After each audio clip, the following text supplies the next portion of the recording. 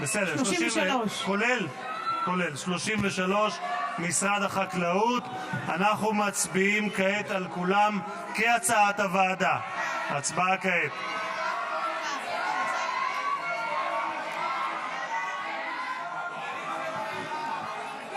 אני מזכיר לחברי הכנסת כולם שהנפת שלט במליאה היא עבירה אתית שמאפשרת הוצאה מיידית מהמליאה.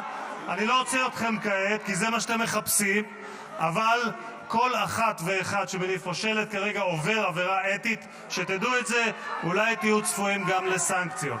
כעת אנחנו עוברים להצביע על סעיף 34, משרד האנרגיה, לשנת הכספים 2025, תחילה הסתייגויות שמשמעותן תוספת תקציב.